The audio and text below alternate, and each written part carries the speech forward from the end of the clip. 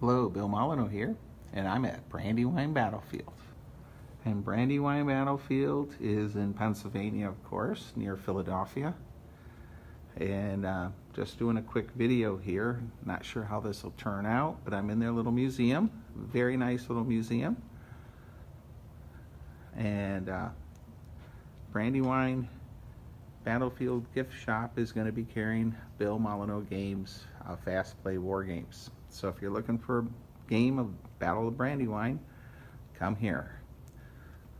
So they have some very nice displays here.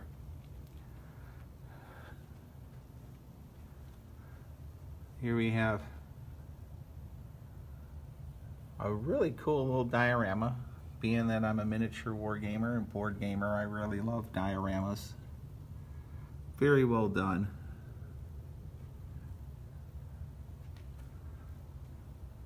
Okay, let's look around a little more. Here we have a British Grenadier.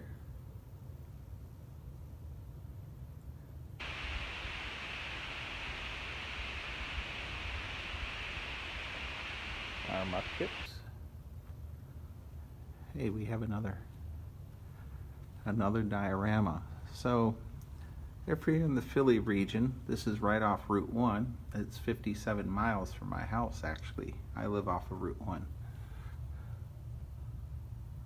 There's the meeting house. This little diorama is really cool.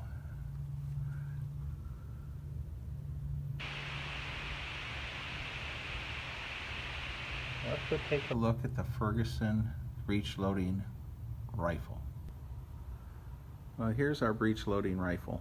And of course, Patrick Ferguson, a British officer, came up with the idea of the breech lock unscrewing to be able to load it from the breech rather than from the front barrel.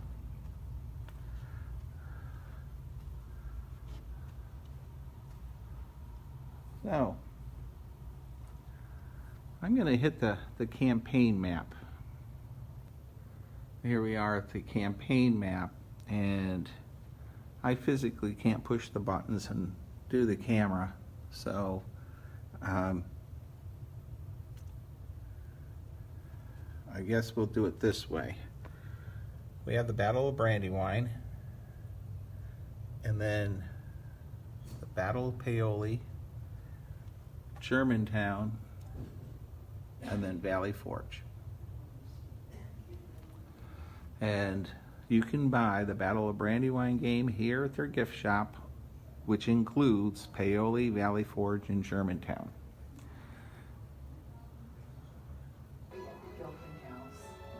The gift shop has a lot of neat books, a lot of good kids books, and they also carry games. Well, I've come outside from the Battlefield Museum. Sort of busy in there, and I don't want to be a nuisance with the camera. So, the battlefield is quite large, and a lot of it is, of course, overgrown with buildings. And but we have our artillery piece here.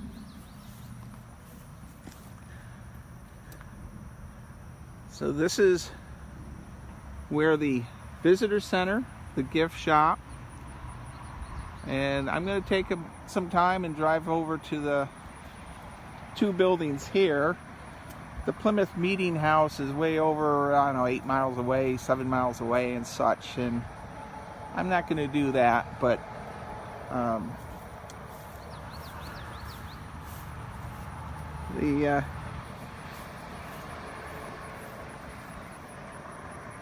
it's really peaceful here. So we're going to drive around a little bit. Well, I sort of lucked out. We don't have any tourists here at the moment at the Lafayette area in Washington's headquarters zone. Now, I'm not an expert on Brandywine, so if I make a mistake, don't come after me with pitchforks and torches. A lot of this video is for my good friend Jack out in Arizona. I don't think he'll make it out here to Brandywine Battlefield. Now, I took a tour last fall when the Andrew, I think it was, and we went over my board game, and he told me an interesting story about this tree. So we're going over to the tree. Now, the old legend is that when Lafayette, the young French officer, when he was wounded, they placed him against this tree to recuperate. However, according to, I think his name was Andrew, my tour guide, that was impossible, because at the point when Lafayette was wounded, this area was already being overrun. Now, when Lafayette came to visit, he did stop here at this farm, but as far as being wounded and leaned against this tree to recuperate, that may not have happened. It's one heck of a big tree. Now, VA Travels, Chris, he often mentions to bring bug spray. And I actually have bug spray in my car, and I used it. But if you do come out here to the battlefield, even though you're right near Philly, you will encounter bugs. So, one of the other things I was told, that this gigantic pizza oven, as he called it, did not exist. It would have been much smaller. So, we have a lot of neat outbuildings here.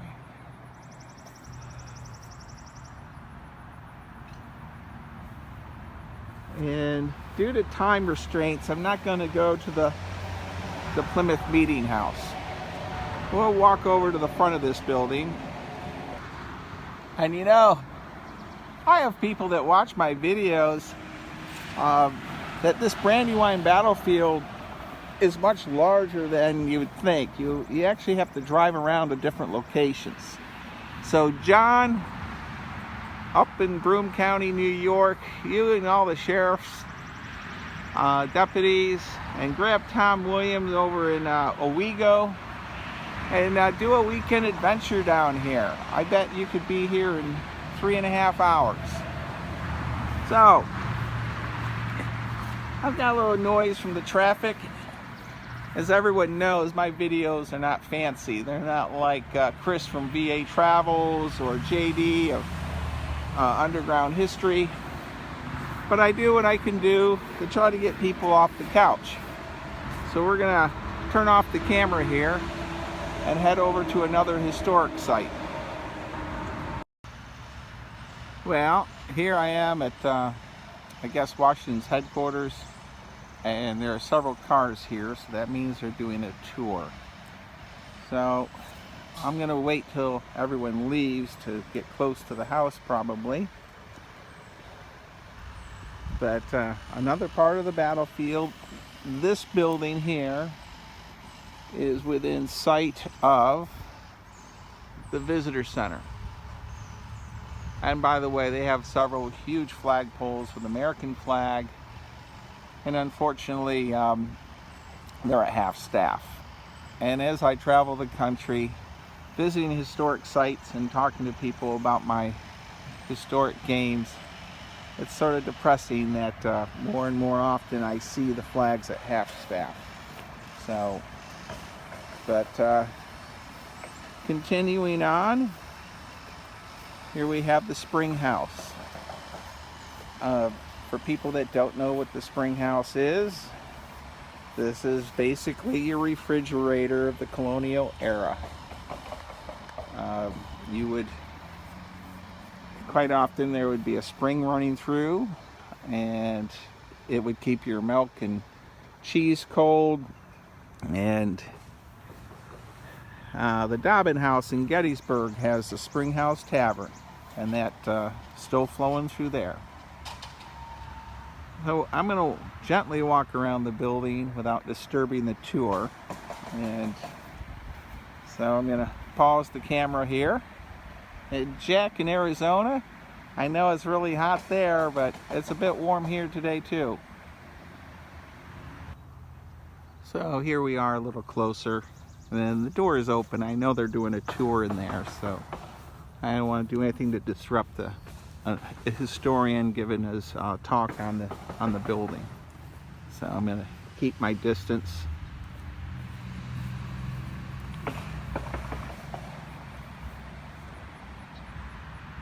Pretty sturdy. Let's zip around to the front. This road you see out in front, it's Route 1, and it's a busy main artery.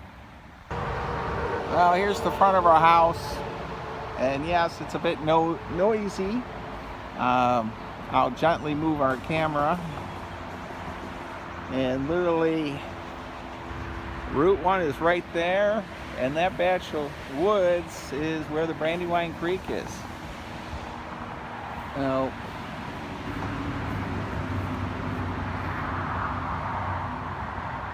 pretty cool.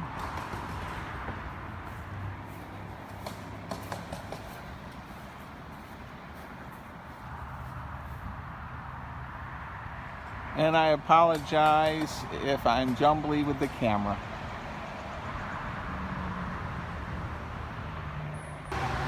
And here we are on the other side of the building. You got your garden, and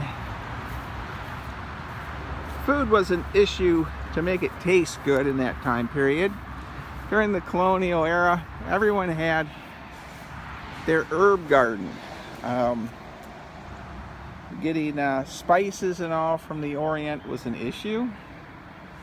So you have your herbs, and I know my wife Lisa, the superior one, she actually has some herbs growing on the side of our plants by our kitchen on the back porch.